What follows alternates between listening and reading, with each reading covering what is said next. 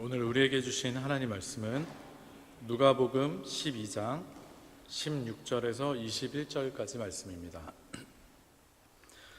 누가복음 12장 16절에서 21절 말씀입니다.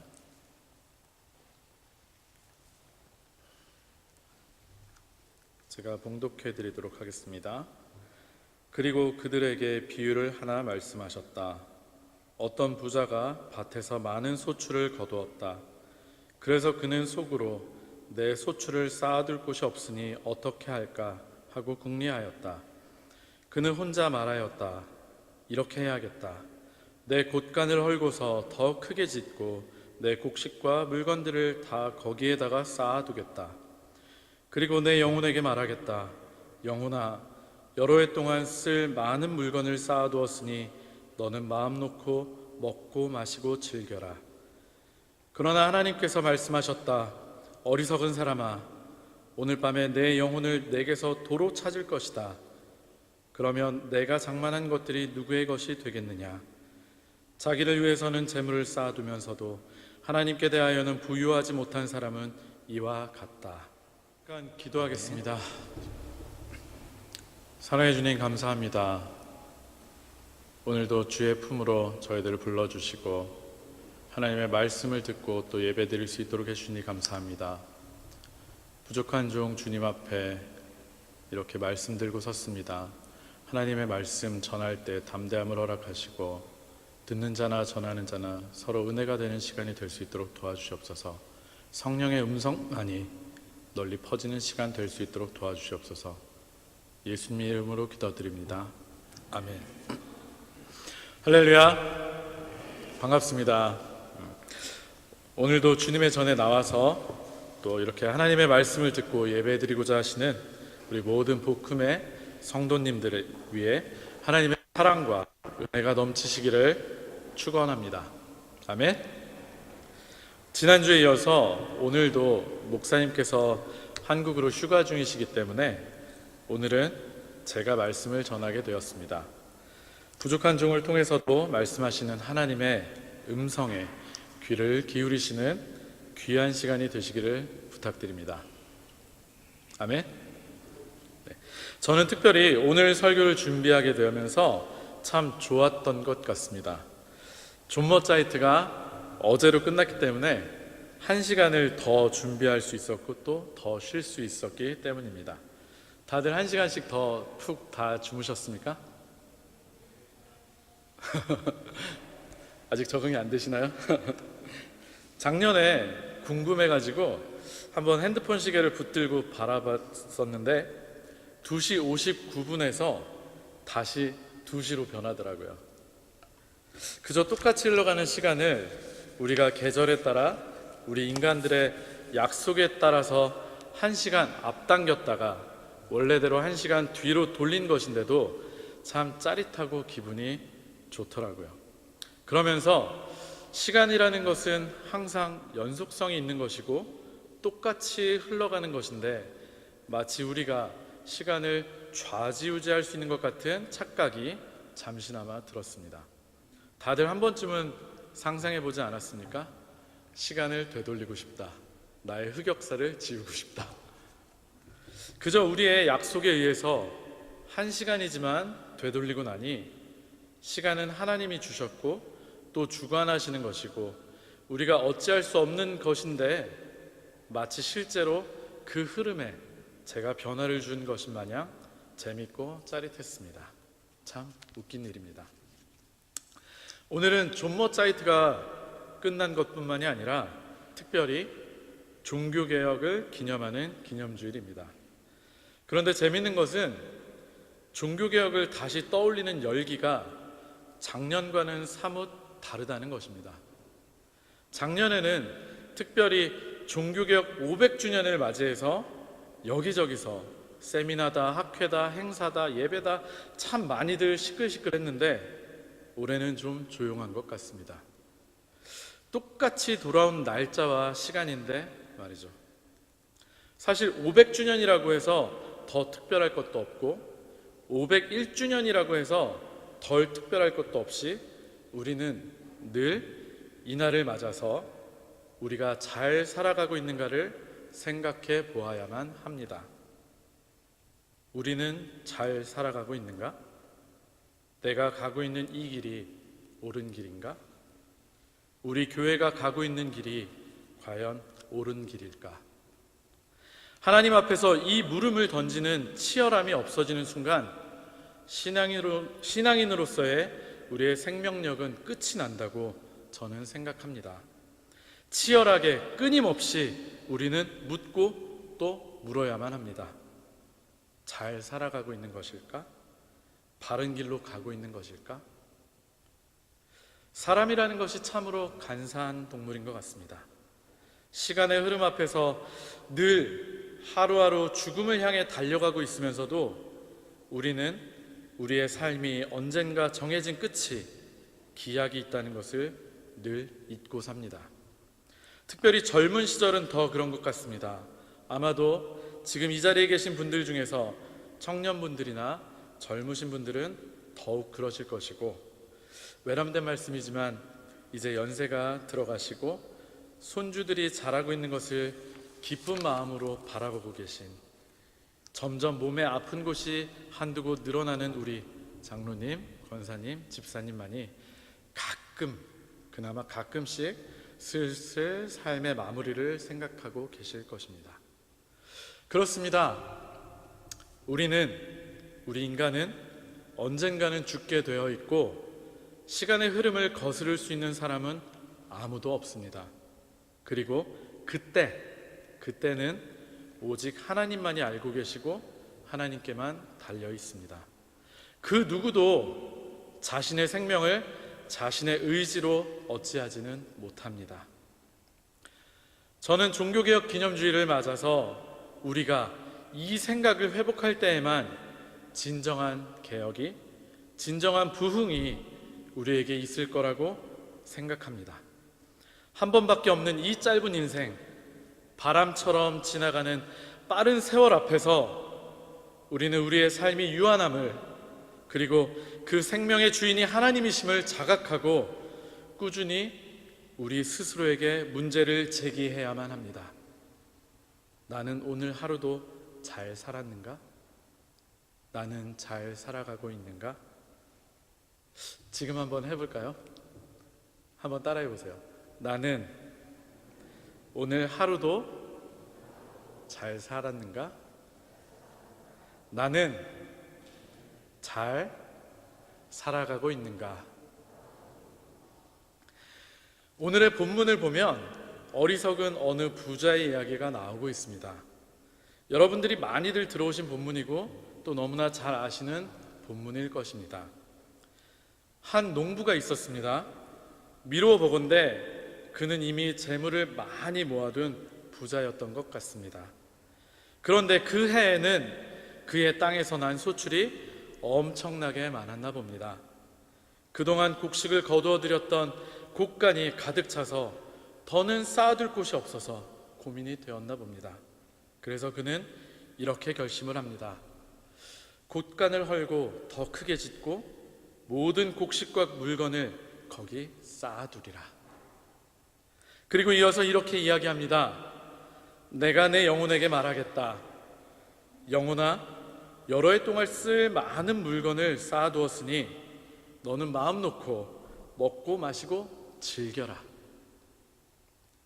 그런데 여기까지만 읽어보았을 때 성도님들께서는 좀 의아하다는 생각이 들지 않으십니까? 저는 여기까지만 읽어보면 좀 의아한 생각이 듭니다. 그것은 제가 흔히 알고 있었던 것과는 달리 이 부자가, 그리고 이 부자의 생각이 하나도 어리석게 보이지 않는다는 것입니다. 여러분들은 이 사람의 생각이 어리석게 보이십니까? 소출이 많아서 쌓아둘 곳이 없으니 곡간을 더 크게 짓고 거기에 재물을 많이 쌓아두어 여생을 편안하게 먹고 마시며 즐기고자 하는 것, 이 사람의 이 생각과 모습이 정말로 어리석게 보이십니까? 이 사람의 모습이 사실은 지금 우리들이 꿈꾸고 있는 모습은 아닌가요? 그리고 이 세상이 우리에게 바람직하다고 하는, 성공했다라고 하는 모습이 바로 이런 모습 아닐까요? 돈 많이 벌어서 건물주가 되고 부동산 부자가 되어서 거기서 나오는 월세와 불로소득으로 여생을 편안하게 지내고 싶어하는 것이 우리들 모두의 욕망은 아니냐는 말씀입니다. 한국에는 이런 말이 있다고 합니다. 조물주의 건물주라고. 그리고 젊은이들의 꿈이 건물주라고 합니다. 그리고 우리는 이미 그렇게 된 사람들을 내심 부러워하고 있지는 않습니까? 한 번쯤 로또를 꿈꾸지 않으십니까? 저도 독일에 와서 지난달에 딱 한 번 사봤거든요. 자동차가 갖고 싶어서 한번 사봤는데 세 게임을 했는데 단 하나의 숫자만 맞더라고요. 그래서 나는 아니구나 하고 마음을 접었습니다. 얼마 전 한국 사회에서 가장 큰 이슈 중 하나는 서울의 집값 폭등이었습니다. 지금은 조금 잠잠해지고는 있지만 부동산 가격이, 특별히 서울의 아파트 값이 엄청나게 폭등을 했습니다. 그로 인해서 다들 걱정들을 하고 미쳤다고 하지만 또 반면에 그것을 즐기고 더 올리려고 하고 이득을 취하려고 하는 사람들도 있었습니다. 불과 몇 달 사이에 집값이 몇 억씩 올라가는 비정상적인 상황이 벌어진 것입니다. 그래서인지 다들 부동산에 올인하고 투기인지 투자인지 모를 곳에 혈안이 되어서 돈을 벌려고 안달이난 모습은 우리 또한 이 부자의 모습과 실상 다르지 않다는 것을 보여주고 있다고 저는 생각합니다. 아니, 어쩌면 이 부자의 모습은 우리가 그리도 바라고 꿈꾸는 부자의 꿈을 이룬 이미 성공한 롤 모델일 수도 있습니다. 그런데 우리의 생각과 또 우리의 목표와는 달리 하나님은 이 부자 농부를 한마디로 정의하십니다.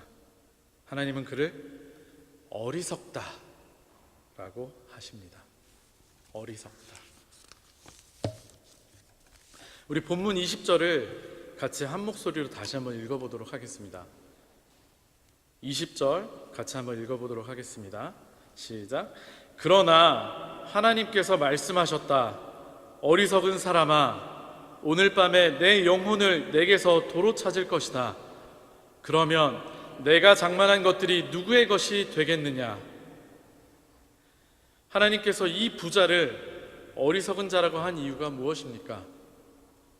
그것은 이 사람이 자신의 생명의 주인이 하나님이심을 알지 못했다는 것 때문입니다. 하나님은 분명히 말씀하십니다. 오늘 밤에 내 영혼을 도로 찾을 것이다. 여기서 도로 찾는다는 것은 그것이 원래 누구의 것이라는 말이 되겠습니까? 네, 하나님의 것이라는 말입니다. 이 말씀은 아까 부자가 자신의 영혼에게 내 영혼아, 여러 해 동안 쓸 많은 물건을 쌓아두었으니 마음 놓고 먹고 마시고 즐겨라 라고 하며 마치 자신의 영혼이 자신의 것이라고 착각하고 있는 부자의 모습과는 완전히 상반되는 이야기입니다.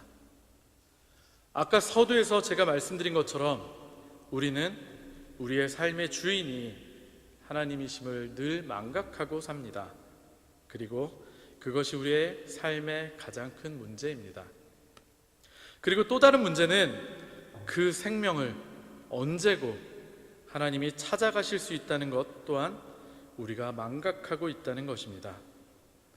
그날이 오늘이 될지 내일이 될지 우리는 결코 알 수가 없습니다. 그리고 죄송하지만 그날에는 순서도 없습니다. 사실 저와 저희 가족들에게는 참 가슴 아픈 일이 있었습니다. 제가 신학대학을 다니던 2010년도에 있었던 일입니다.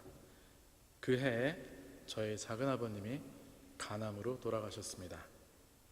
안타깝게도 간암으로 돌아가셨는데 몸이 불편해서 배가 좀 아파서 신촌에 있는 연세대학교 세브란스 병원에 자신의 두 발로 멀쩡히 걸어가서 직접 검진을 받아보고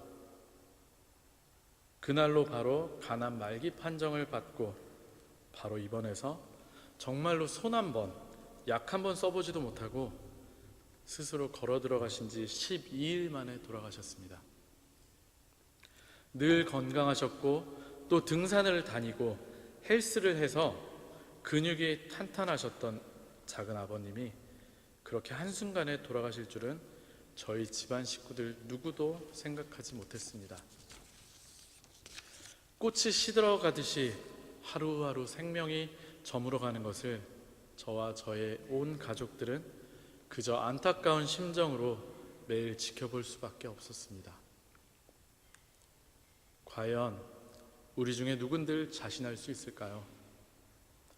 우리의 삶이 언제까지 지속될 수 있다고 과연 누가 자신할 수 있습니까? 하루에도 몇백 명이 교통사고로 또 이런저런 이유들로 세상을 떠납니다. 아마 그들은 대부분 알지 못했을 겁니다.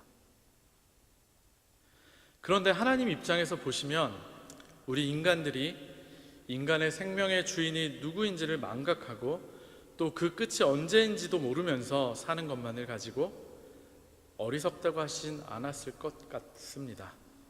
왜냐하면 늘 죽음의 두려움과 공포 속에서 살아가는 것도 하나님이 원하시는 것은 아니기 때문입니다.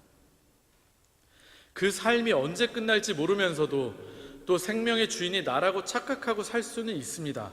그러나 정말 그 부자가 어리석었던 것은 바로 자신의 소유와 재산을 쌓아두고 자신을 위해서만 사용하려고, 특별히 놀고 먹고 마시고 즐기는 데에만 사용하려고만 했다는 데 있습니다.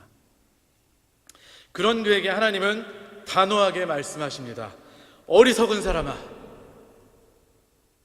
자기를 위해서는 재물을 쌓아두면서도 하나님께 대하여는 부유하지 못한 사람은 이와 같다. 바로 이런 사람이 어리석은 사람이다. 분명히 자신의 생명이 언제까지인 줄도 모르면서 그는 자신을 위해서만 재물을 쌓아두었지 하나님께 대하여는 부유하지 못한 사람이었습니다. 성경에는 부유하지 않았다고 하였지만 제 생각에는 더 노골적으로 이야기하면 인색한 사람이었을 것 같습니다. 그런데 과연 농사를 짓는 농부가 자신의 노력만으로 그런 많은 소출을 만들어낼 수 있었을까요?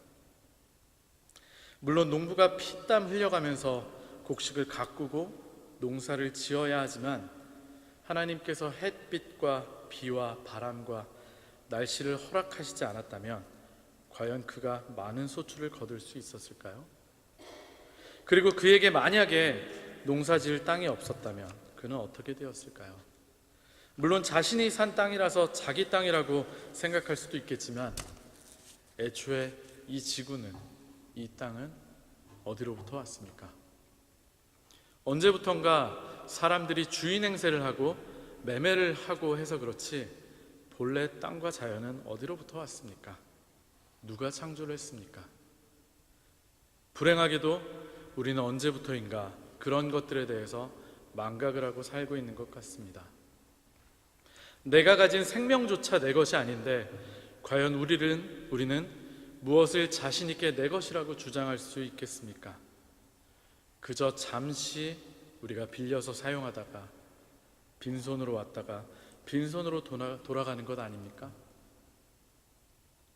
그래서 하나님은 우리를 어리석다고 하시는 것입니다. 어차피 자기 것도 아닌 것을, 단지 잠시 누리고만 살 뿐인 것인 것을 왜 영원할 것처럼 집착을 하는지, 그리고 왜 또 그것을 영원한 곳에다가 쌓아두지 않고 이 땅에 머물게 하는지를 하나님은 참 답답해 하실 것 같습니다. 하나님은 말씀을 통해서 우리에게 이미 말씀해 주셨습니다. 마태복음 6장 19절에서 20절입니다. 너희는 자기를 위하여 보물을 땅에다가 쌓아두지 말아라. 땅에서는 좀이 먹고 녹이 슬어서 망가지며 도둑들이 뚫고 들어와서 훔쳐간다. 그러므로 너희를 위하여 보물을 하늘에 쌓아두어라.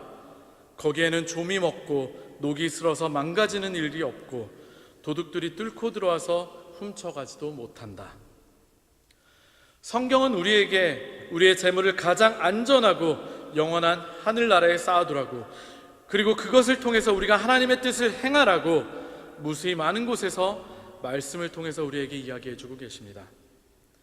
우리는 기독교인으로서 흔히들 쉽게 입술로는 말씀대로 살아야 한다, 말씀이 생명이다, 말씀을 읽어야 한다, 말씀을 배워야 한다 라고 말을 하지만 정말로 말씀대로 지켜 행하며 살고 있습니까?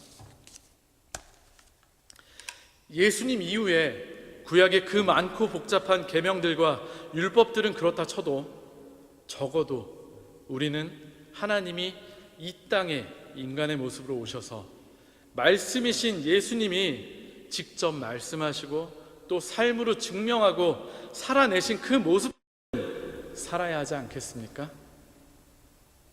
어쩌면 굉장히 명쾌한 이야기, 새 계명을 너희에게 주노니 서로 사랑하라, 서로 사랑하라는 말씀, 그리고 마음과 목숨과 힘과 뜻을 다하여 하나님을 사랑하고 또 내 이웃을 내 몸과 같이 사랑하라는 예수님의 율법을 요약하신 말씀, 이것이 말씀의 핵심이고 처음이자 끝이지 또 무엇이 있겠습니까? 오늘 이 시간에도 세계 도처에는 하루하루 먹을 것을 걱정하며 내일에 먹을 것과 생존을 걱정하면서 누군가의 도움을 간절히 원하고 있는 어려운 분들이 너무나 많습니다. 그리고 비단 먹을 것이 아니더라도 병을 고칠 돈이 없어 힘든 사람들이 너무나 많습니다. 물론 독일처럼 잘 살고 보편적인 복지가 잘 되어 있는 나라는 조금 덜하겠지만 조금 덜하다 뿐이지 우리의 주변에는 도움을 필요로 하는 우리의 이웃들이 너무나 많습니다. 그리고 꼭 이런 문제가 아니더라도 지금도 누군가의 관심과 사랑과 위로를 필요로 하는 그것에 굶주린 외로운 사람들이 너무나 많습니다. 우리가 잘 아는 바와 같이 예수님은 복음서에서 보면 늘 가난하고 병들고 죄인이고 소외된 자들과 함께 하셨습니다. 그래서 당시 종교 지도자들과 바리새인 같은 고상한 사람들에게서 늘 조롱과 비난을 사게 되었습니다. 그러나 주님은 결코 개의치 않으셨습니다. 그들을 먹이고 입히고 고치고 죄에서 구원하는 것, 그것이 말씀이신 하나님, 예수님이 하신 일입니다.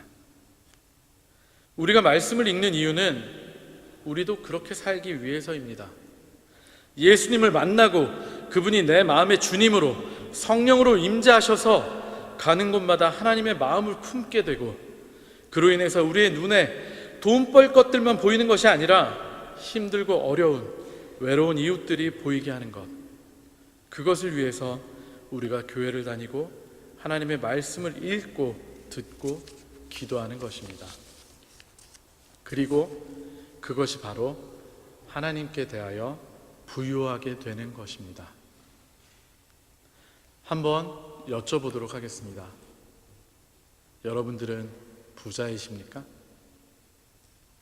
이 세상에서가 아니라 하나님의 나라에 많이들 쌓아두셨습니까?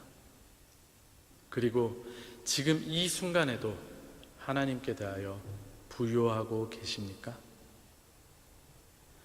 500여 년 전 루터가 종교개혁을 시작했던 이유가 참 많았겠지만 그 중에 적지 않은 부분이 교회의 부패 그리고 잘못된 신앙에서 기원합니다. 특별히 잘 아시는 바와 같이 기득권을 누리던 귀족들과 성직자 계급들 그리고 교황권 등등, 그들은 오늘 본문의 어리석은 부자처럼 자신들의 부를 하늘에 쌓지 않고 이 땅에 쌓아두기를 원했습니다. 성경적인 근거도 없는 면죄부 판매를 통해서 가짜 구원을 팔아서 돈을 벌어들이고 치부하기에만 급급했고 그 돈으로 멋지고 화려한 건물들을 지었습니다. 어리석은 부자와 하나도 다를 것이 없습니다. 물론 그 건물들은 아직도 남아서 관광지로 유명세를 타고 있지만 과연 그것을 지었던 그들은 지금 어디에 있습니까? 또 최근에 한국 교회와 세상을 시끄럽게 하고 있고 하나님의 마음을 아프게 하고 있는 성도 수가 자그만치 10만이나 된다는 어느 초대형 교회의 이야기는 여러분들도 잘 알고 계실 것입니다. 사실 저는 명일동에 있는 그 교회 바로 앞에 있는 아파트 단지에 살았기 때문에 그 교회를 너무나 잘 알고 있고, 또 어릴 때부터 특별 새벽 집회가 있으면 어머니 손을 잡고 참석을 하면서 그 목사님의 설교를 종종 들었습니다. 물론 제가 그 교회 교인은 아니었지만 말입니다. 그래서 더욱 오늘의 사태가 더 가슴이 아프게 다가옵니다. 그 교회도 그 목사님도 물론 본인들은 하나님을 위해서 했다고 하겠지만 더 크고 화려한 예배당을 지었고 또 여기저기 건물도 많이 짓고 사고, 정말로 비자금인지는 잘 모르겠지만 몇백억이나 한다는 많은 돈이 모여 있다고 합니다. 하나님은 아마 그 교회를 향해서도 지금도 동일하게 말씀하실 것입니다. 어리석은 자들이여, 어찌 너 자신을 위하여 부요한가. 말씀을 정리하고자 합니다. 우리는 우리의 삶이 영원하지 않다는 것을, 그리고 그 생명이 하나님의 것임을 늘 잊지 않고 살아야 합니다. 그리고 우리 자신을 위해서만 부요하려고 하는 것이 어리석은 일이라는 것을 지적하고 계신 하나님의 말씀을 늘 가슴에 새기고 살아야만 합니다. 그렇다고 해서 시한부 종말론에 빠져 전 재산을 다 팔아바치는 그런 극단적인 이단에 미혹된 사람들처럼 살라는 이야기는 아닙니다. 혹시 기억하시는 분이 계실지 모르겠지만 1992년의 오늘 그 10월 28일에 대한민국을 온통 떠들썩하게 했던 그런 사건이 실제로 일어났었습니다. 예수님이 재림한다고, 휴거가 일어난다고 온 나라가 시끄러웠고 방송국에서까지 촬영을 왔던, 온 세상을 떠들썩하게 했던 그날, 불행하게도 예수님은 오시지 않았습니다. 물론 휴거도 없었습니다. 우리는 그날이, 예수님이 재림하실 그날이 언제인지, 그리고 우리의 삶의 마지막이 언제일지는 모르지만 늘 오늘이 그날이 될 수도 있다는 생각으로 매일매일 하나님의 말씀 속에서 살아가야 합니다. 그리고 그 오늘의 삶 속에서 나 자신만을 위한 재물을 쌓기 위해서 삶을 살고 있는지, 아니면 하나님께 대하여 부요한 자가 되고 있는지 늘 하나님 앞에서, 말씀 앞에서 우리 자신에게 물음을 던지고 또 그렇게 살아가야 합니다. 하나님의 마음으로 하나님께 대하여 부유한 우리 모든 복음의 성도님들이 되시기를 진심으로 축원합니다. 그렇게 될 때 진정한 종교개혁이, 진정한 삶의 전환이 우리의 삶을 통해서 이 땅 가운데 이루어질 것입니다. 더 이상은 어리석은 삶을 목표로 하는 우리가 되지 말고 하나님께 대하여 부요하십시오. 기도하겠습니다. 하나님, 부족한 종을 통해서 우리 인간의 어리석음과 하나님께 대하여 부요하지 못했음을 다시금 깨닫게 해주시니 감사합니다. 하나님, 우리의 삶, 이 유한한 삶 가운데 말씀이 빛이 되셔서 우리를 늘 주님께로 이끌어갈 수 있도록 도와주시옵소서. 그리고 우리가 늘 주님 앞에서, 하나님 앞에 부요한 자가 되기 위하여 우리의 삶을 사용할 수 있도록 도와주시옵소서. 그래서 하나님께서 우리의 영혼을 되찾겠다고 하시는 그날이 언제일지는 알 수 없지만, 그날에 기쁜 마음으로 하나님께로 돌아가는 모두가 부자가 될 수 있도록 도와주시옵소서. 모든 말씀 예수님 이름으로 간절히 기도하였습니다. 아멘.